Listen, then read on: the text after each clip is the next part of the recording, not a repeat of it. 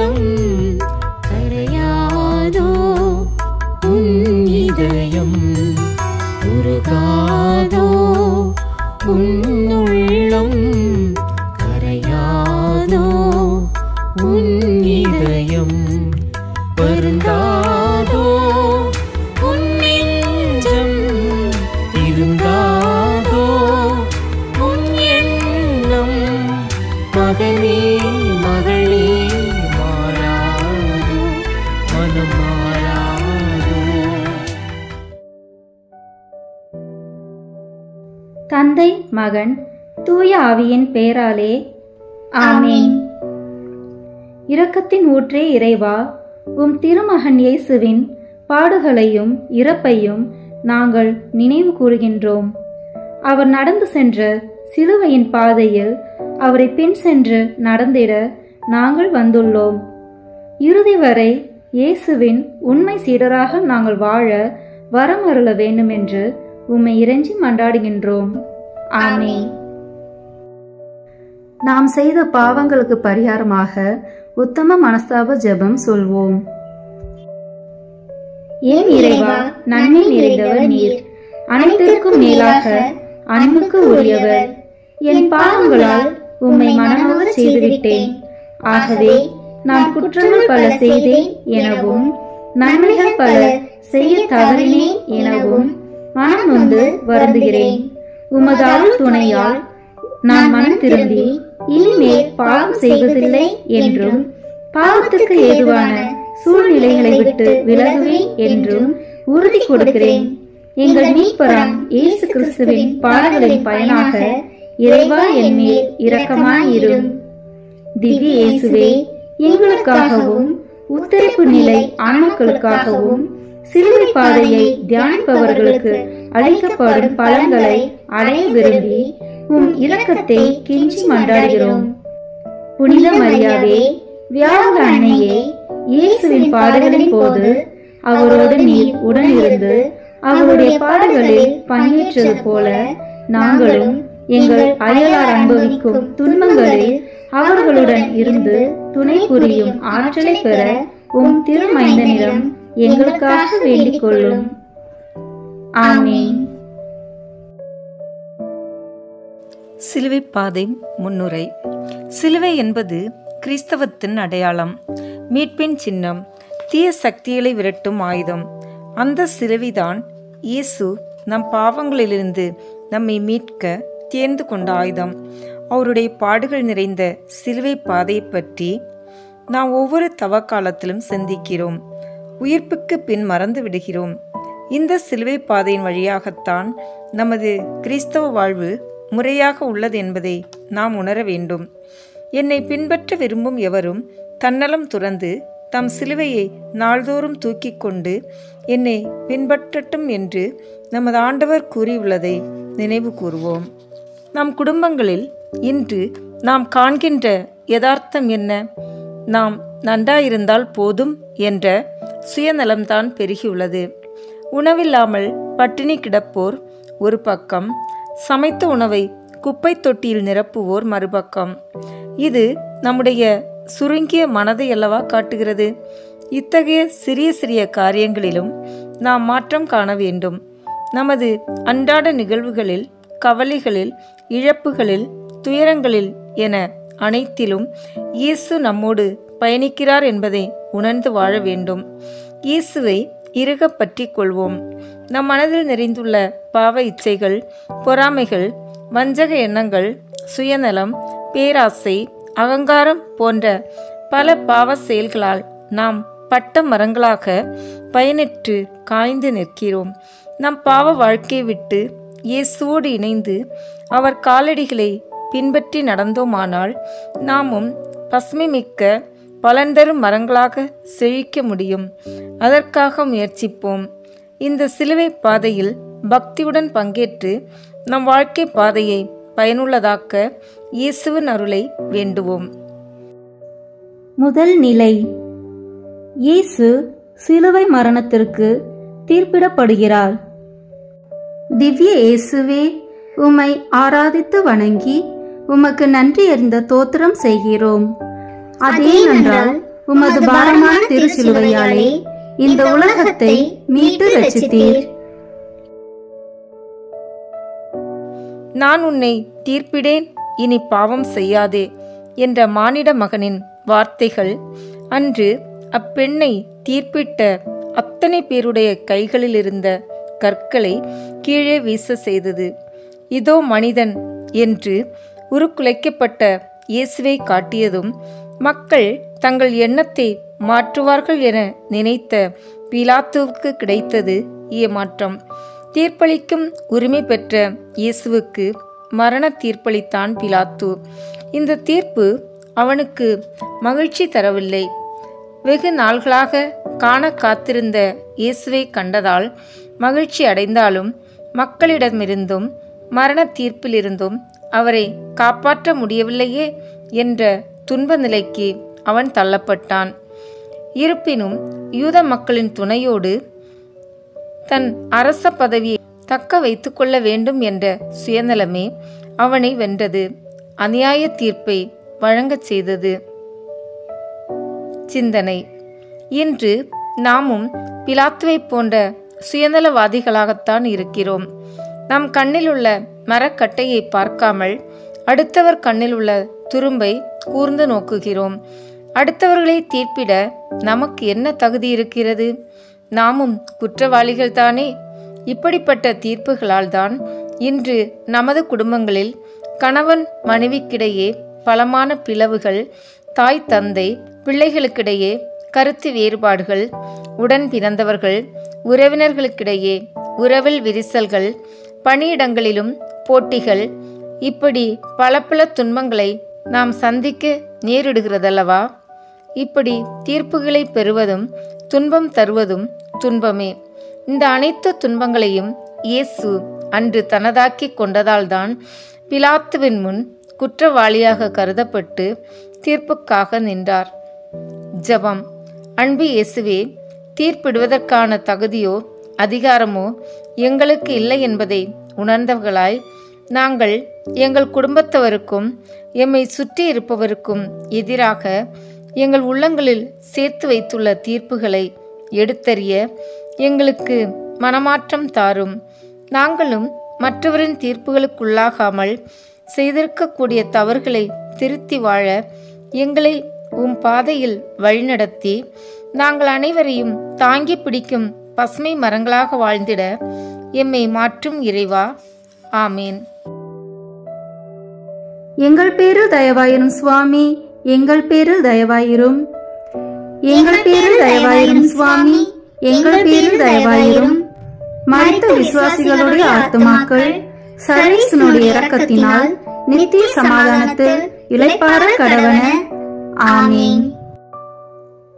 இரண்டாம் நிலை. இயேசு சிலுவை சுமக்கிறார். திவ்ய இயேசுவே, உம்மை ஆராதித்து வணங்கி உமக்கு நன்றி அறிந்த தோத்திரம் செய்கிறோம். அதேனென்றால் உமது பாரமான திருச்சிலுவையாலே இந்த உலகத்தை மீட்டு ரட்சித்தீர். குழந்தாய், ஆண்டவருக்கு பணிபுரிய நீ முன்வந்தால் சோதனைகளை எதிர்கொள்ள முன்னேற்பாடுகளை செய்து கொள். சிலுவை என்பதே பாரமான சுமை. இயேசு இவ்வுலகில் மானிட மகனாக பிறந்ததிலிருந்தே எத்தனையோ சுமைகளை சுமக்க வேண்டி இருந்தது.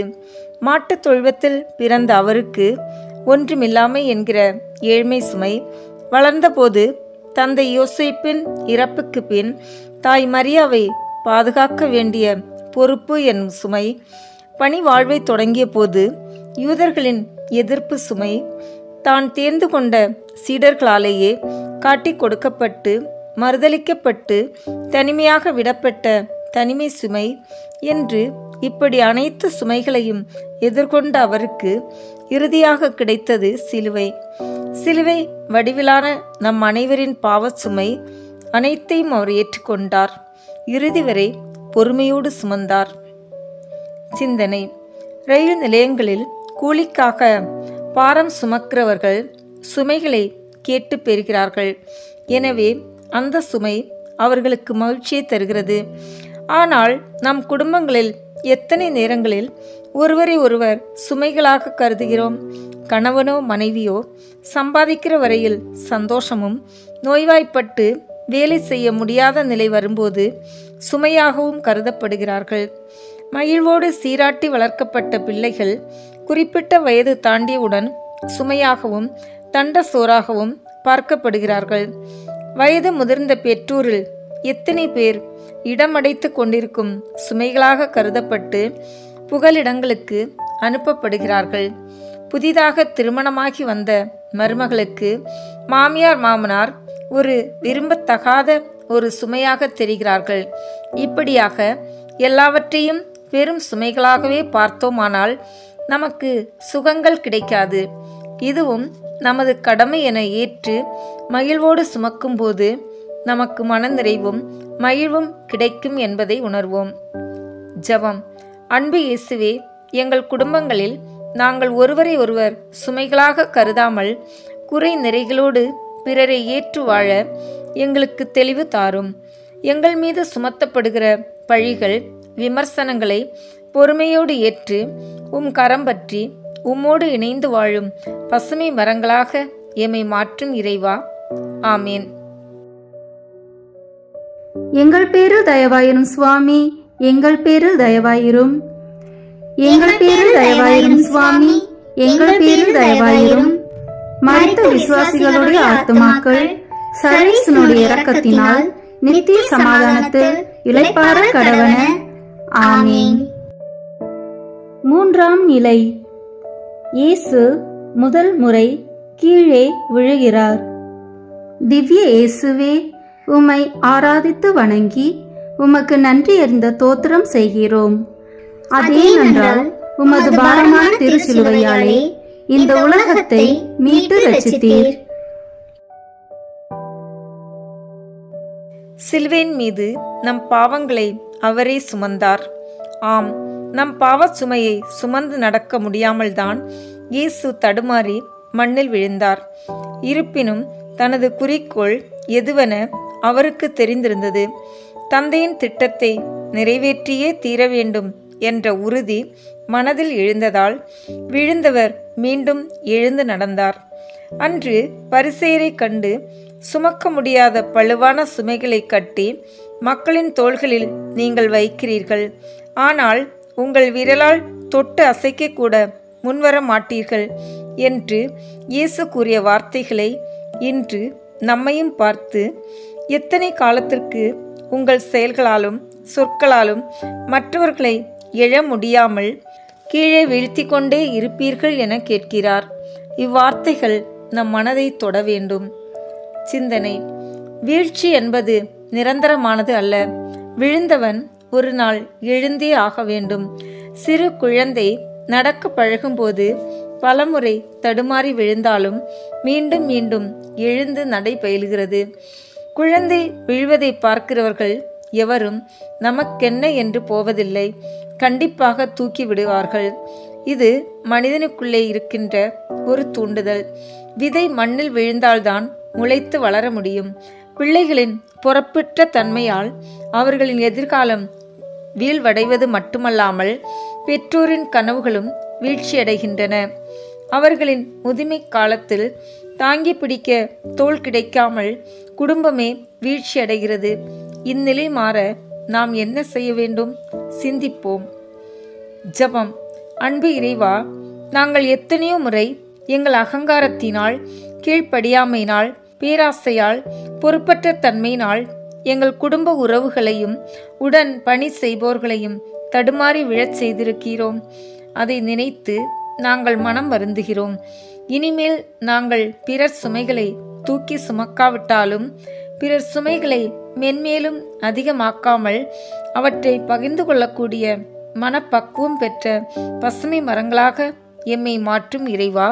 ஆமேன். எங்கள் பேரில் தயவாயிரும் சுவாமி, எங்கள் பேரில் தயவாயிரும்.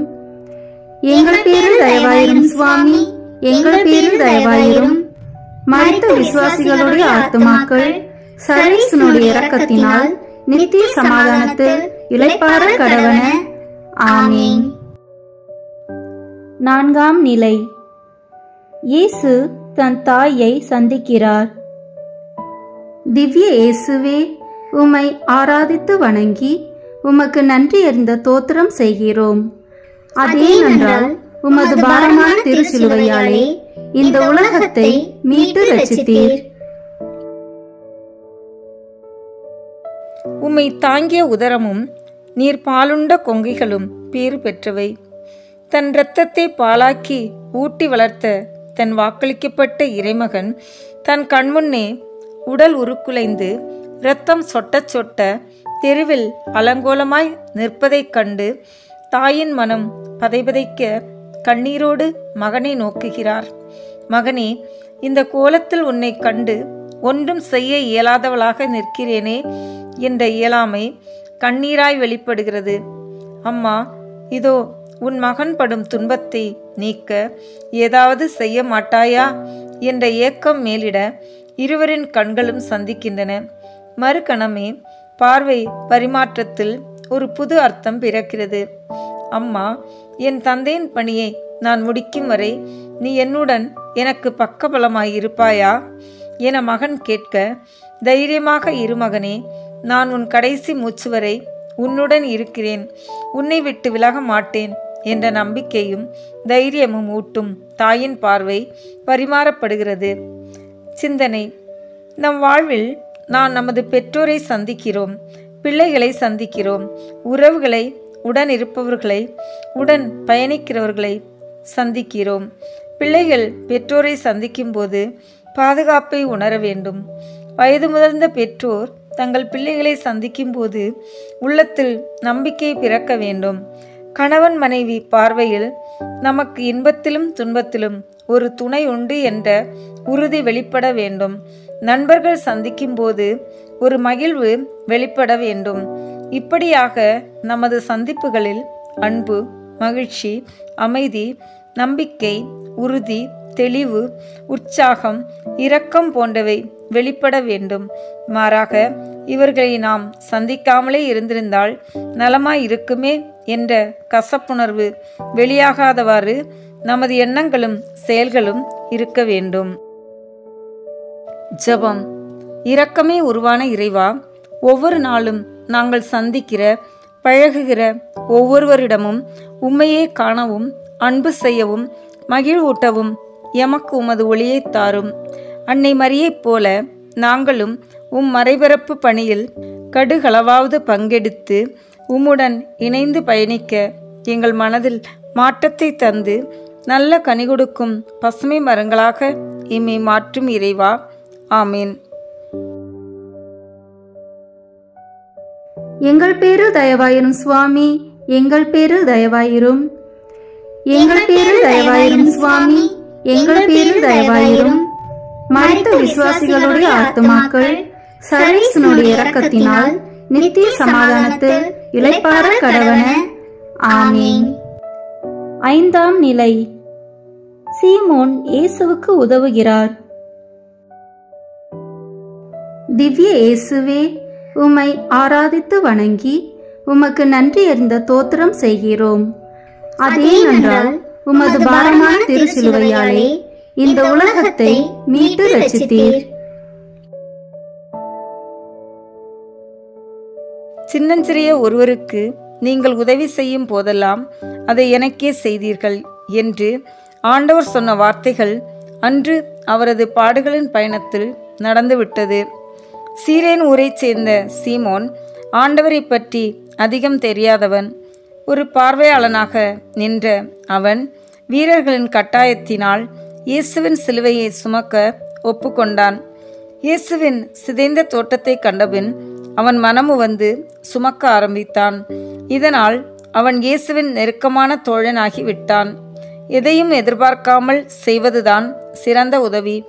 இத்தகைய உதவியைத்தான் சீமோன் செய்தார். இதனாலேயே அவரது பெயர் திரு விவிலியத்தில் இடம்பெற்றுள்ளது. இயேசுவின் அன்பையும் அவர் உணர்ந்தார். சிந்தனை. இன்று நம் குடும்பங்களில் ஒருவருக்கொருவர் உதவி செய்கிறோமா? சிந்திப்போம். மனைவி செய்யும் வேலைகள் ஒவ்வொன்றிலிருந்தும் வாரம் ஒரு நாளாவது ஓய்வு கொடுக்கிறோமா? அல்லது சம்பளமில்லாத வேலைக்காரியாக நடத்துகிறோமா? நோய்வாய்ப்பட்டிருக்கும் மனைவியை உன் அம்மா வீட்டில் போய் உடம்பை பார்த்துட்டு வா என தட்டி கழிக்கிறோமா? கணவன் சம்பளம் பற்றாக்குறையாகும்போது உன்னை கட்டிக்கிட்டு என்ன சுகம் கண்டேன் என்று சலித்து கொள்கிறோமா? பிள்ளைகளை அடுத்த பிள்ளைகளோடு ஒப்பிட்டு பேசி பிள்ளைகளின் நல்வாழ்வுக்கு முட்டுக்கட்டையாக இருக்கிறோமா? பலனை எதிர்பார்த்து குறிப்பிட்ட சிலருக்கு உதவுகிறோமா? அல்லது இயேசு குறிப்பிட்டது போல் மிகச் சிறியோர், அதாவது முகம் தெரியாதவர்கள், வழிப்போக்கர், அனாதைகள், ஆதரவற்றோர், ஆபத்தில் இருப்போர் ஆகியோருக்கு உதவிக்கரம் நீட்டுகிறோமா? இதை பற்றி சிந்திப்போம். அனைவரிலும் இயேசுவை கண்டு அன்பு செலுத்தி இயேசுவுக்கு நெருக்கமானவர்களாகவும். ஜெபம். இரக்கத்தின் ஊற்றே எம் இறைவா, தேவைப்படுகிறவர்களுக்கு உதவிக்கரம் நீட்டும் தாராள மனதை எங்களுக்கு தாரும். எம்மை சுற்றியுள்ள ஒவ்வொருவரிலும் உம்மை காணவும், ஜாதி மத பேதமின்றி அனைவரையும் அன்பு செய்து உமது அன்புக்கு உகந்தவர்களாக வாழவும், எமது வாழ்க்கை பயணம் முடிந்தபின் உம்மில் நிறைவாழ்வு பெறவும், பட்டுப்போன எங்கள் வாழ்வு பசுமை பெற்ற நற்கனி கொடுக்கும் மரங்களாக மாறவும் எமக்கு துணை புரியும். ஆமீன். எங்கள் பேரில் தயவாயிரும் சுவாமி, எங்கள் பேரில் தயவாயிரும். எங்கள் பேரில் தயவாயிரும் சுவாமி, எங்கள் பேரில் தயவாயிரும். மரித்த விசுவாசிகளுடைய ஆத்துமாக்கள் சர்வேசனுடைய இரக்கத்தினால் நித்திய சமாதானத்தில் இளைப்பாற கடவன. ஆமீன். ஆறாம் நிலை. வெரோனிகா இயேசுவின் முகத்தை துடைக்கிறாள். திவ்ய இயேசுவே, உம்மை ஆராதித்து வணங்கி உமக்கு நன்றி அறிந்த தோத்திரம் செய்கிறோம். அதேனென்றால் உமது பாரமான திருச்சிலுவையாலே இந்த உலகத்தை மீட்டு ரட்சித்தீர். என் கட்டளைகளை ஏற்று கடைபிடிப்பவர், என் மீது அன்பு கொள்பவர் மீது தந்தையும் அன்பு கொள்வார். நானும் அவர் மீது அன்பு கொண்டு அவருக்கு என்னை வெளிப்படுத்துவேன். இயேசுவின் தலையிலிருந்து வடிந்த இரத்தம் முகத்தில் வடிய அது அவர் கண்களை மூடி பார்வையை மறைத்தது. சுற்றி நின்ற அனைவரும் இதை பார்த்து ரசித்து எள்ளி நகையாடினர். கூட்டத்தில் நின்ற ஒரு பெண் தடுத்து நின்ற வீரரையும் தாண்டி முன் சென்று இயேசுவின் முகத்தை தன் மேல் துணியினால் துடைக்கிறார்.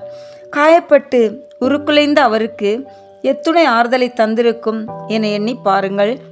அந்த நிமிடமே தன் முகச் சாயலை அந்த பெண் வெரோனிகா துடைத்த துணியில் பதித்து அதை தனது பரிசாக்கினார். இதுதான் தெய்வீக அன்பு. சிந்தனை. இன்று நம் குடும்பங்களில் பெற்றோர் பிள்ளைகளிடம், பிள்ளைகள் பெற்றோரிடம், மாமியார் மருமகளிடம், மருமகள் மாமியாரிடம் செலுத்தும் அன்பு எப்படிப்பட்டது? தேவைகள் நிறைவேறுவதற்காக காட்டும் போலியான அன்பா, அல்லது உள்மன ஆழத்திலிருந்து வெளிப்படும் கலப்படமில்லாத அன்பா? சிந்திப்போம். உள்ளார்ந்த அன்பனில் குடும்ப உறவுகள் செழித்து வளரும். போலியான அன்பாக இருப்பின் குடும்பங்கள் சிதைந்து போகும் அல்லவா? வாடிய பயிரை கண்டபோதெல்லாம் வாடினேன் என்று கவிஞர் பாடியிருக்கிறார். பயிர்கள் வாடுவதை கண்டு நம் மனமும் துடிக்க வேண்டும். அந்த வாட்டத்தை போக்க வழி தேட வேண்டும் அல்லவா? பயிர்களுக்கே ஆதரவு தேவைப்படுகிறதென்றால் படைப்பின் சிகரமான மனிதரிடம் நாம் எத்தகைய அன்பை காட்ட வேண்டும்? அழுவாரோடு அழுது, சிரிப்பாரோடு சிரித்து, தேவைப்படுவோருக்காக நம்மிடம் உள்ளத்திலிருந்து எடுத்து கொடுத்து துயர் துடைப்பதுதான் உன்னதமான அன்பு. இதுதான் இயேசு நம்மிடம் எதிர்பார்க்கும் பிறர் அன்பு. ஜெபம். அன்பின் ஊற்றே இறைவா, நீர் எந்நாளும் எங்களோடு தங்கும். உம் அன்பும் உம் துணையும் இல்லையென்றால் எமக்கு வாழ்வில்லை. இதை உணர்ந்து எம்மை சுற்றி இருப்பவர்களின் உம்மை காணவும், அவர்களை அன்பு செய்வதன் மூலமாக உம் பலனை தரும் பசுமை மரங்களாக வாழவும் எங்கள் பேரில் தயவாயிரும் சுவாமி, எங்கள் பேரில் தயவாயிரும். எங்கள் பேரில் தயவாயிரும் சுவாமி, எங்கள் பேரில் தயவாயிரும். மரித்த விசுவாசிகளுடைய ஆத்துமாக்கள் சர்வேசனுடைய இரக்கத்தினால் நித்திய சமாதானத்தில் இளைப்பாற கடவன. ஆமீன். ஏழாம் நிலை. இயேசு இரண்டாம் முறை கீழே விழுகிறார். திவ்ய இயேசுவே, உம்மை ஆராதித்து வணங்கி உமக்கு நன்றி அறிந்த தோத்திரம் செய்கிறோம். அதேனென்றால் உமது பாரமான திருச்சிலுவையாலே இந்த உலகத்தை மீட்டு ரட்சித்தீர். பெருஞ்சுமை சுமந்து சோர்ந்திருப்பவர்களே, எல்லாரும் என்னிடம் வாருங்கள், நான் உங்களுக்கு இறைப்பாறுதல் தருவேன். இயேசுவின் தலையிலிருந்து வடியும் இரத்தம் கண்களை மறைக்க, சிலுவையின் பாரம் தோள்களை அழுத்த, கடும் வெயிலில் கரடுமுரடான பாதையில் நடந்த கால்கள் தடுமாற, முழங்கால்கள் நிற்க முடியாமல் மண்ணில் சாய்கிறார் மாபரன். உடல் தடுமாறினாலும் அவரது உள்ளம் வீழ்ச்சியுறவில்லை. நெஞ்சுறுதி கொண்டவராய் மீண்டும் எழுந்து நடக்கிறார். பாவத்தில் மீண்டும் மீண்டும் விழுந்து கிடக்கிற மனிதத்தை எழுப்பிவிடவே இயேசு எழுந்து நடக்கிறார். நம் ஆண்டவரில் நம்பிக்கை கொண்டு அவர் கரம் பற்றி நடந்தால் நம் வாழ்வில் வீழ்ச்சி இருக்காது. விழுந்தாலும் எழுந்து நடக்க நமக்கு துணையும் பலமும் கிடைக்கும். சிந்தனை: இன்று நம் குடும்பங்களில் எத்தனை வீழ்ச்சிகள்! கணவன் மனைவிக்கிடையே பிரமாணிக்கத்தை மீறிய வீழ்ச்சி, ஒருவரை ஒருவர் விட்டு கொடுக்காமல் வாதாடுவதனால் ஏற்படும் மனக்கசப்பு என்கிற வீழ்ச்சி, போதிய வருமானமின்மையால் கடன் சுமைகளால் வீழ்ச்சி, சமூக விரோதிகளால் துன்புறுத்தப்படுவதால் அவமானம் என்னும் வீழ்ச்சி, பிள்ளைகள் தவறான நண்பர்களுடன் சேர்ந்து தாறுமாறான பாதையில் செல்ல நேரிடும்போது அவர்களின் எதிர்காலத்தை நினைத்து வேதனைப்படும் வீழ்ச்சி, கடவுள் கொடுத்த பல வரங்களை நாம் வீணாக்கிவிட்டு பயனற்ற வாழ்வு வாழ்வதால் ஏற்படுகின்ற முன்னேற்றமில்லாத வீழ்ச்சி. இப்படியாக பல விதங்களில் நாம் வீழ்ச்சி அடைகிறோம், மற்றவர்களையும் வீழ்ச்சிக்குள்ளாக்குகிறோம். கிறிஸ்தவ நெறி என்பது மற்றவர்களை வீழ்த்துவது அல்ல. ஜெபம். அன்பு இறைவா, சுமைகள் இல்லாமல் பயணம் இல்லை, வீழ்ச்சி இல்லாமல் எழுச்சி இல்லை என்பதை நாங்கள் உணரச் செய்தருளும். விழுந்து மடியும் விதைதான் புத்துயிர் பெற்று பலன் தரும் மரமாக மாறுகிறது என்பதை உணர்ந்தவர்களாய் எங்களது வீழ்ச்சிகளில் உடைந்து பட்ட மரங்களாக மாறிவிடாமல் உம் கரம் பற்றி உம்மோடு இணைந்து பலன் தரும் பசுமை மரங்களாக மாறிட வேண்டி இறைவா உம்மை மன்றாடுகிறோம். ஆமீன். எங்கள் பேரில் தயவாயிரும் சுவாமி, எங்கள் பேரில் தயவாயிரும். எங்கள் பேரில் தயவாயிரும் சுவாமி, எங்கள் பேரில் தயவாயிரும். மரித்த விசுவாசிகளுடைய ஆத்துமாக்கள் சர்வேசனுடைய இரக்கத்தினால் நித்திய சமாதானத்தில் இளைப்பாற கடவன. ஆமீன். 8ஆம் நிலை. இயேசு எருசலேம் மகளிருக்கு ஆறுதல் கூறுகிறார். திவ்ய இயேசுவே, உம்மை ஆராதித்து வணங்கி உமக்கு நன்றி அறிந்த தோத்திரம் செய்கிறோம். அதேனென்றால் உமது பாரமான திருச்சிலுவையாலே இந்த உலகத்தை மீட்டு ரட்சித்தீர். நீங்கள் எனக்காக அழ வேண்டாம், மாறாக உங்களுக்காகவும் உங்கள் மக்களுக்காகவும் அழுங்கள். ஆறுதல் பெற வேண்டிய நிலையில் இருந்த இயேசுவை கண்டு அழுத பெண்களுக்கு ஆறுதல் கூறுகிறார் இயேசு. உங்கள் பிள்ளைகளை பற்றி கவலைப்படுங்கள் என்று கூறி பிள்ளைகள் மீது தனக்கிருந்த அன்பையும் அக்கறையையும் காட்டுகிறார். குடும்பத்தின் ஆணிவேரே பெண்கள்தான். அவர்கள்தான் குடும்பத்தின் தூண்களான பிள்ளைகளை உறுதிப்படுத்த வேண்டும் என்பதை உணர்த்துகிறார் நமது ஆண்டவர். நம் அன்னை மரியா இயேசுவை உதரத்தில் தாங்கியது முதல் இறுதி வரை அவரது இறையாட்சி பணியில் துணை நின்றார். புனித அகஸ்தீனாரது அன்னை மோனிக்கம்மாள் தனது மகனது தவறான நடத்தைகளைக் கண்டு அவர் மனம் மாற வேண்டி கண்ணீரோடு 28 ஆண்டுகள் ஜெபித்தார். அவரது வேண்டுதல் கேட்கப்பட்டது. இன்று அகஸ்தீனார் திரு அவையில் பெரும் புனிதராக உயர்த்தப்பட்டுள்ளார். பழைய ஏற்பாட்டு நூல்களில் 7 மக்கபேயர் சகோதரர்களை பற்றி பார்க்கிறோம். அந்த நாள்களில் அரசன் வேற்று தெய்வ வழிபாட்டை வற்புறுத்திய போதும் உயிர் பயம் காட்டிய போதும் அந்த சகோதரர்கள் பின்வாங்கவில்லை. கடவுளுக்காக உயிரை துறந்தார்கள். இது அந்த தாய் அவர்களுக்கு கொடுத்த கடவுள் பற்று அல்லவா? இன்று நாம் எந்த நிலையில் இருக்கிறோம்? சிந்திப்போம். சிந்தனை. நம்மில் பல தாய்மார்கள் பிள்ளைகளின் நிலை கண்டு மௌனமாக கண்ணீர் வடித்து கொண்டுதான் இருக்கிறார்கள். இந்த கண்ணீருக்கு நாமும் ஒரு காரணம் அல்லவா? எப்படி? பிறந்த குழந்தை முகம் பார்த்து சிரிக்க ஆரம்பிக்கும் போதே அவர்களுக்கு அலைபேசியில் முகங்களை காட்டி சிரிக்க வைக்கிறோம். வளரும் பருவத்தில் கேட்டதையெல்லாம் வாங்கி கொடுத்து கெடுக்கிறோம். பள்ளியில் பிள்ளையின் தரம் என்ன என்று அக்கறை காட்டுவதை விட கணினிகளில் அக்கறை காட்டுகிறோம். இளம் வயதில் கேட்டதை அப்பா வாங்கித்தர மறுத்தாலும் அம்மாக்கள் என்ன செய்கிறோம்? பிள்ளைக்காக சிபாரிசு செய்கிறோம். இப்படி எதுவானாலும் அம்மா நமக்கு சிபாரிசு செய்து விடுவார்கள் என்ற தைரியம் எத்தனை பிள்ளைகளை தவறான பாதைகளில் போகத் தூண்டுகிறது. மாற்ற முடியாத கட்டங்கள் வரும்போது தாய்மார்கள்தான் கண்ணீர் விடுகிறோம். எதை நினைத்து? பிள்ளைகளின் தாறுமாறான போக்கை நினைத்தா? திருந்த முடியாத நிலை குறித்தா? நமது பிள்ளைகளின் நல்வாழ்வுக்காக நாம் தினமும் கண்ணீர் விட்டு கடவுளிடம் மன்றாடுவோம். கடவுள் கண்டிப்பாக நம் பிள்ளைகளை கரம்பிடித்து வழி நடத்துவார். ஜெபம். பிள்ளைகளை அதிகம் நேசித்த இறைவா, இன்று பிள்ளைகளுக்காக கண்ணீர் விட்டு ஜெபிக்கும் பெற்றோரின் ஜெபத்தை கேட்டு அருள் புரியும். எமது பிள்ளைகளோடு நீர் என்றும் தங்கும். அவர்களை எப்போதும் கரம்பிடித்து உம் பாதையில் செழித்திடும் கனிதரும் பசுமை மரங்களாக மாற்றும் இறைவா. ஆமேன். எங்கள் பேரில் தயவாயிரும் சுவாமி, எங்கள் பேரில் தயவாயிரும். எங்கள் பேரில் தயவாயிரும் சுவாமி, எங்கள் பேரில் தயவாயிரும். மரித்த விசுவாசிகளுடைய ஆத்துமாக்கள் சர்வேசனுடைய இரக்கத்தினால் நித்திய சமாதானத்தில் இளைப்பாற கடவன. ஆமீன். 9ஆம் நிலை. இயேசு 3ஆம் முறை கீழே விழுகிறார். திவ்ய இயேசுவே, உம்மை ஆராதித்து வணங்கி உமக்கு நன்றி அறிந்த தோத்திரம் செய்கிறோம்.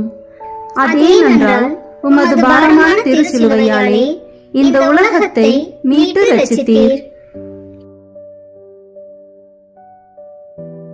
ஆண்டவர் தொடர்ந்து உன்னை வழிநடத்துவார். வறண்ட சூழலில் உனக்கு நிறைவளிப்பார். உன் எலும்புகளை வலிமையாக்குவார். இறையாட்சியை பற்றி மக்களுக்கு எடுத்து சொல்ல ஊர் ஊராய் ஓயாமல் திரிந்த கால்கள், அன்பை பற்றியே பேசிய அந்த வாய், பசியையும் பிணிகளையும் போக்கிய அந்த கைகள், பார்வைப்பட்டதுமே மாற்றம் தந்த அந்த ஒளிமிக்க விழிகள் இன்று பார்வை மங்கி செயலிழந்து தள்ளாடி தடுமாற்றம் அடைகின்றன. கொலைக்களத்திற்கு செல்ல இன்னும் சிறிது தூரமே இருப்பினும் அதை கடக்க இயேசுவால் முடியவில்லை. இந்த இயலாத நிலை எதனால்? சிலுவை பாரம், மனச்சோர்வு, பசிக்கொடுமை, தண்ணீர் இல்லாமல் நாவின் வறட்சி, வெயிலின் தாக்கம், இவை அனைத்திற்கும் மேலாக ஒவ்வொரு நாளும் நாம் செய்கின்ற தொடர் பாவங்களின் சுமை, இவையெல்லாம் அவரை அடியெடுத்து வைக்க விடாமல் தடுமாறி விழச் செய்கிறது. சிந்தனை. குடும்ப வாழ்க்கை என்ற இந்த பயணத்தில் நம்மை எழ முடியாமல் விழச் செய்யும் தடைகள் ஏராளமாய் உள்ளன. குடும்பங்களில் முன்னேற்றம் இல்லாமல் நிம்மதியின்மை எதனால்? கணவனின் பொறுப்பற்ற தனமாக இருக்கலாம், அல்லது தேவையற்ற பழக்க வழக்கங்களாக இருக்கலாம். மனைவியின் பேராசை, ஆடம்பர செலவு, பகட்டான வாழ்வு, மோகம், குடும்பத்தில் பிள்ளைகள் மீது அக்கறையின்மை, இப்படியாக பல காரணங்கள் இருக்கலாம். இவற்றிலிருந்து நாம் மாறுவதற்கு முயற்சிகள் செய்ய வேண்டாமா? எப்போதும் அடுத்தவரோடு அமர்ந்து மணிக்கணக்கில் பேசி பேசி நாம் செய்ய வேண்டிய கடமைகளை தவற விடுகிறோமே. இளம் பிள்ளைகள் விரைவில் பணம் சேர்க்க வேண்டும் என்ற மோகத்தில் தவறான காரியங்களில் ஈடுபடுகிறார்களே. நண்பர்கள்தான் எல்லாம் என்ற நினைப்பில் பெற்றோர் சொல் கேளாது போதைக்கு அடிமையாகிறார்களே. WhatsApp, YouTube, Instagram, Twitter, Facebook என்று கணினி உலகத்திற்கு அடிமையாகி கிடக்கிறோமே. குடும்பத்தில் நமக்குள்ள பொறுப்பு, கடமைகளை விட்டுவிட்டு சோம்பேறிகளாக பெற்றோர்களுக்கு பாரமாக இருக்கிறோமே.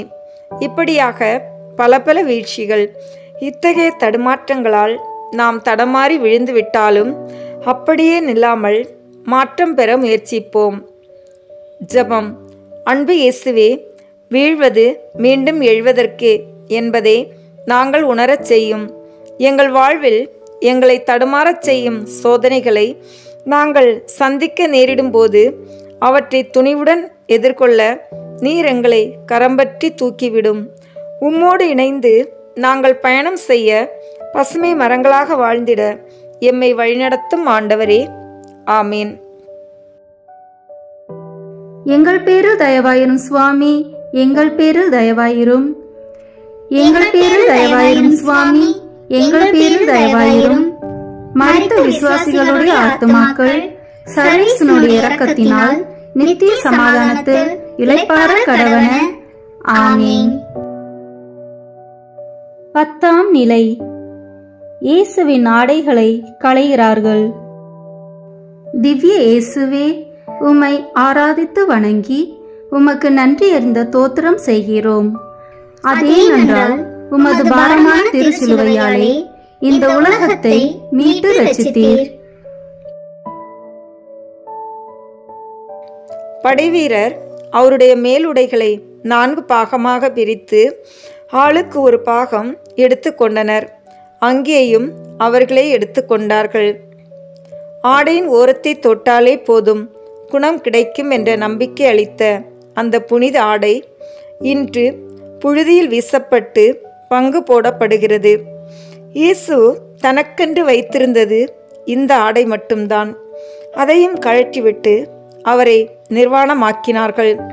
நம் ஆதி பெற்றோர் ஏதேன் தோட்டத்தில் கீழ்ப்படியாமை என்ற குற்றம் செய்தவுடன் அவர்கள் நிலையை உணர்ந்தார்கள், மறைந்து கொண்டார்கள். படைக்கப்பட்ட மனிதனுக்கே இந்த மனநிலை என்றால் படைத்த ஆண்டவரின் மனநிலை ஆடை உரியப்பட்ட போது எப்படி இருந்திருக்கும்? இது எவ்வளவு வேதனைக்குரிய நிகழ்வு! இப்படி அனைத்தையும் விட்டு கொடுத்த இயேசு தன்னை சுற்றி நின்ற அனைவருடைய இழிவான பேச்சுகளையும் ஏற்றுக்கொண்டார். ஆடை என்பது மனிதனுக்கு பாதி அடையாளம். அந்த அடையாளத்தையே இயேசு இழக்கிறார். எதற்காக? நமது அடையாளம் என்ன என்பதை நமக்கு உணர்த்தத்தான். அது நாம் அனைவரும் கடவுளின் பிள்ளைகள் என்ற அடையாளமே. சிந்தனை. நமது உடல் கடவுளுக்கு சொந்தமானது. அது இறைவன் வாழும் இல்லம். கணவனின் உடல் மனைவிக்கோ, மனைவியின் உடல் கணவனுக்கோ, பிள்ளைகளின் உடல் பெற்றோருக்கோ சொந்தமல்ல. அப்படி இருக்க கணவன் மனைவியை அடித்து துன்புறுத்துவதோ, மனைவி கணவனுக்கு தீங்கிழைப்பதோ, பெற்றோர் பிள்ளைகளை அடித்து துன்புறுத்துவதோ மிக கடுமையான குற்றம். குடும்பம் என்பது ஒருவரை ஒருவர் அன்பு செய்து பராமரிப்பும் பாதுகாப்பும் தந்து ஒருவர் மற்றவர் நலனில் அக்கறை கொண்டு வாழ்வதற்குத்தானே தவிர ஒருவரை ஒருவர் பழி சுமத்தி கண்டித்து தண்டித்து துன்புறுத்துவதற்கு அல்ல. பணத்துக்காக அடுத்தவர் உடல் உறுப்புகளை சிதைப்பது, சிறுவர் சிறுமிகளை கடத்தி விற்பது, அவர்களை பாலியல் வன்கொடுமைகளுக்கு உள்ளாக்குவது, பெண்களை நிர்வாணமாக்கி இழிவுபடுத்துவது என்ற எத்தனையோ மனித மாண்புக்கு எதிரான காரியங்கள் நம் கண்முன்னால் நடந்து கொண்டுதான் இருக்கின்றன. சிந்திப்போம். இந்த கொடுமைகளை தடுக்க நம்மால் என்ன செய்ய முடியும் என்பதை சிந்திப்போம். நம் சிந்தனைகளையும் ஆடம்பரங்களையும் தவிர்த்து நாம் கிறிஸ்துவின் நல்ல ஆடையாக மாறுவோம். ஜெபம். அன்பின் இறைவா, இந்த உடல் புனிதமானது. நீ வாழும் இல்லம். எங்கள் உடல்கள் என்பதை நாங்கள் உணரவும், இந்த உடலின் புனிதத்தை பாதிக்கக்கூடிய எந்த ஒரு செயலையும் தவிர்த்து வாழவும் எங்களுக்கு ஞானத்தையும் துணிவையும் தாரும். எங்கள் குடும்பங்களில் நாங்கள் ஒருவரை ஒருவர் மதித்து மேன்மைப்படுத்தி வாழவும், எங்களை சுற்றியிருப்பவர்களையும் நாங்கள் மதித்து உம்மோடு இணைந்து பலன் தரும் பசுமை மரங்களாக மாறிட அருள்தாரும் இறைவா. ஆமீன். எங்கள் பேரில் தயவாயிரும் சுவாமி, எங்கள் பேரில் தயவாயிரும். எங்கள் பேரில் தயவாயிரும் சுவாமி, எங்கள் பேரில் தயவாயிரும். மரித்த விசுவாசிகளுடைய ஆத்துமாக்கள் சர்வேசனுடைய இரக்கத்தினால் நித்திய சமாதானத்தில் இளைப்பாற கடவன. ஆமீன். 11ஆம் நிலை. இயேசுவை சிலுவையில் அறைகிறார்கள். திவ்ய இயேசுவே, உம்மை ஆராதித்து வணங்கி உமக்கு நன்றி அறிந்த தோத்திரம் செய்கிறோம். அதேனென்றால் உமது பாரமான திருச்சிலுவையாலே இந்த உலகத்தை மீட்டு ரட்சித்தீர். உங்கள் பகைவரிடமும் அன்பு கூறுங்கள். உங்களை துன்புறுத்துவோருக்காக இறைவனிடம் மன்றாடுங்கள். கொலைக்களத்தில் ஆடை உரியப்பட்ட இயேசு சிலுவை மீது கடத்தப்படுகிறார். இதுவரை அவர் சுமந்த சிலுவை இப்போது அவரை சுமக்கிறது. அனைவரையும் தொட்டு குணமாக்கிய கைகள் நலிந்தவர்களையும் துன்பப்பட்டவர்களையும் தேடி சுகம் தந்த கால்கள் இப்போது சிலுவை மரத்தோடு சேர்த்து ஆணிகளால் அறையப்படுகின்றன. நீதியையும் நேர்மையையும் அன்பையும் அணிகலன்களாக கொண்டு இருந்த அவரின் இரு புறமும் இரு கள்வர்கள், கள்வனோடு ஒரு கள்வனாக பார்க்கிறவர்கள் இகழும் அளவுக்கு கேவலமான மனிதனாக்கப்பட்டார்.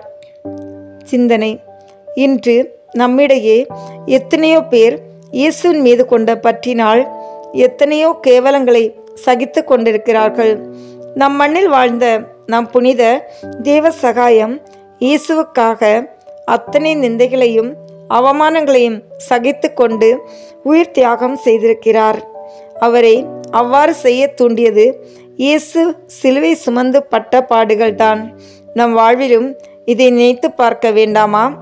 நம்மை யாராவது நீ ஒரு முட்டாள், எதற்கும் லாயக்கில்லாதவன் என கூறிவிட்டால் நம் உள்ளத்தில் என்னென்ன சிந்தனைகள் ஓடுகின்றன?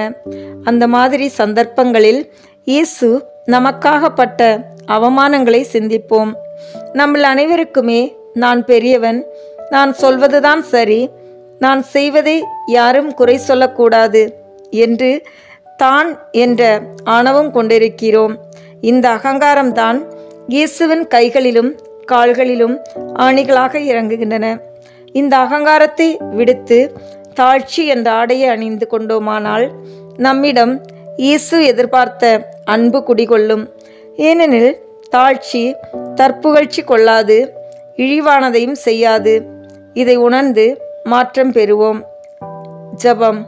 அன்பு இறைவா, உம் சிலுவை பாடுகளின் பயணத்தோடு எம் பட்டுப்போன பாவ வாழ்க்கை பயணத்தையும் இணைத்து நாங்கள் என்றும் பசுமை மாறா நல்ல கனிதர் மரங்களாக வாழ எங்களுக்கு வரந்தாரும் இறைவா. ஆமீன். எங்கள் பேரில் தயவாயிரும் சுவாமி, எங்கள் பேரில் தயவாயிரும். எங்கள் பேரில் தயவாயிரும் சுவாமி, எங்கள் பேரில் தயவாயிரும். மரித்த விசுவாசிகளுடைய ஆத்துமாக்கள் சர்வேசனுடைய இரக்கத்தினால் நித்திய சமாதானத்தில் இளைப்பாற கடவன. ஆமீன்.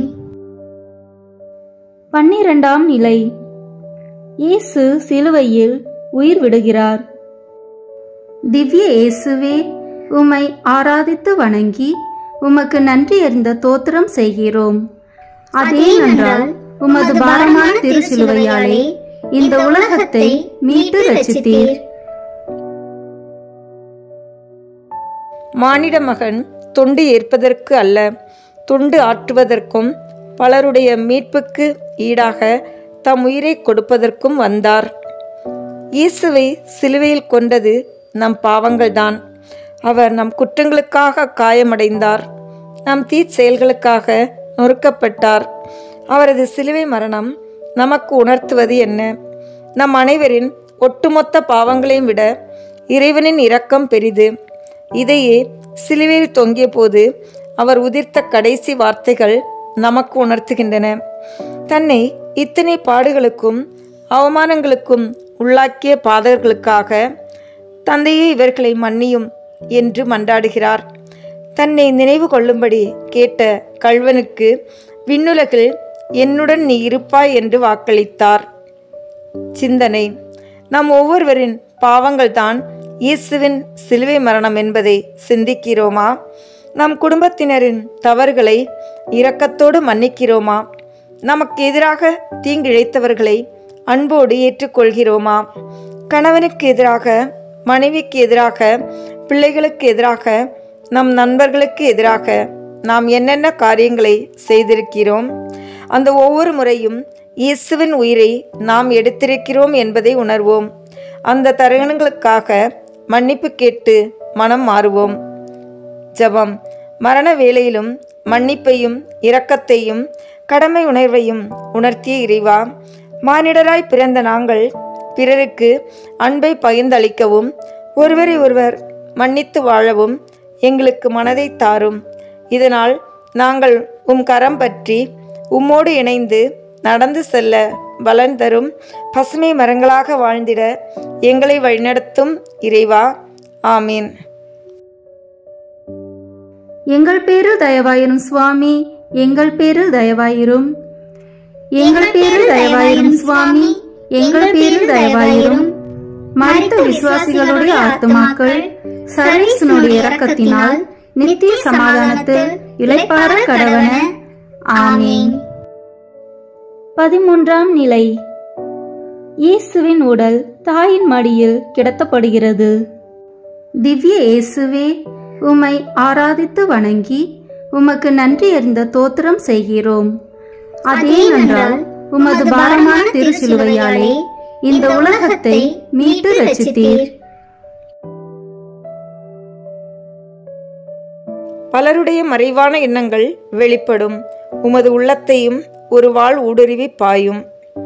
குழந்தையாய் தன் மகனை தன் மடியில் தாங்கி சீராட்டி வளர்த்த அன்னை இப்போது சடலமாய் மடியில் தாங்கி உள்ளத்து வேதனைகளை வெளிக்காட்ட முடியாமல் பரிதவித்து துடிக்கிறார். குழந்தையை ஆறுதல் படுத்த, பசி தீர்க்க, களைப்பில் இளைப்பாற, நிம்மதியாக உறங்க, தேவையானவற்றை கேட்டு பெற, இப்படி எத்தனை சுகங்கள் இந்த தாயின் மடியில்! மகிழ்ச்சியையும் மன நிம்மதியையும் அமைதியையும் தரக்கூடிய ஒரு கருவூலம்தான் தாயின் மடி. தன்னை அண்டி வரும் குழந்தைகளின் தேவைகளையும் பாரங்களையும் வேதனைகளையும் தன் மனதில் சுமந்து நிம்மதியை தருபவள்தான் தாய். நமது அன்னை மரியா கிறிஸ்துவை பெற்றதன் மூலம் இந்த உலகுக்கே தாயாகி நிற்கிறார். தன்னை நாடி வரும் ஒவ்வொருவரின் சுமைகளையும் சுகமாக்குகிறார். சிந்தனை. நம் அனைவரின் பாவங்களால் உருக்குலைக்கப்பட்ட தன் மகனை தாங்கிய தாயின் உள்ளம் எத்தனை வியாகுலங்களால் ஊடுருவப்பட்டது! இரவோடு இரவாக குழந்தையை காப்பாற்ற எகிப்துக்கு ஓடிய போது, சீமோன் குழந்தையை கையிலேந்தி உரைத்த வாக்கை கேட்டபோது, 12 வயதில் இயேசு காணாமல் போன போது, அவர் கசையால் அடிபட்ட போது, சிலுவை சுமந்து நடக்க முடியாமல் வீழ்ந்த போது, வழியில் சந்தித்த போது, ஆணிகளால் அறையுண்ட போது, சிலுவையில் உயிர் நீத்த போது என்று எத்தனை வியாகுல ஈட்டிகளை தாங்கி நின்றார் அந்த தாய். இன்று நமது குடும்பங்களில் எத்தனை பெற்றோர் குடும்ப பாரம் தாங்க முடியாமல் பிள்ளைகளின் அக்கறையின்மை, தாறுமாறான வாழ்க்கை முறை இவற்றால் குத்தி ஊடுருவப்பட்டு கனத்த இதயத்தோடு வாழ்கிறார்கள். தனி குடித்தனத்தால் எத்தனை பெற்றோர் இதயம் சுருங்கி வேதனையோடு துடிக்கிறார்கள். சுயநலமே பெருகிவிட்ட இந்த காலத்தில் இதயங்கள் சுருங்கிவிட்டன. அன்பும் பாசமும் விலை பேசப்படுகின்றன. ஜெபம்.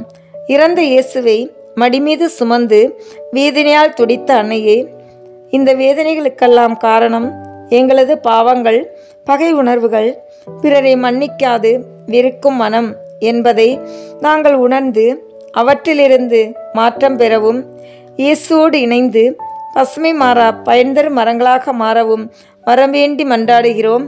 ஆமீன். எங்கள் பேரில் தயவாயிரும் சுவாமி, எங்கள் பேரில் தயவாயிரும். எங்கள் பேரில் தயவாயிரும் சுவாமி, எங்கள் பேரில் தயவாயிரும். மரித்த விசுவாசிகளுடைய ஆத்துமாக்கள் சர்வேசனுடைய இரக்கத்தினால் நித்திய சமாதானத்தில் இளைப்பாற கடவன. ஆமீன். 14ஆம் நிலை. இயேசுவை கல்லறையில் அடக்கம் செய்கிறார்கள். திவ்ய இயேசுவே, உம்மை ஆராதித்து வணங்கி உமக்கு நன்றி அறிந்த தோத்திரம் செய்கிறோம். அதேனென்றால் உமது பாரமான திருச்சிலுவையாலே இந்த உலகத்தை மீட்டு ரட்சித்தீர். யோசேப்பு மெல்லிய துணி ஒன்றை வாங்கி வந்து இயேசுவின் உடலை இறக்கி துணியால் சுற்றி பாறையில் வெட்டப்பட்டிருந்த கல்லறையில் கொண்டு வைத்தார்.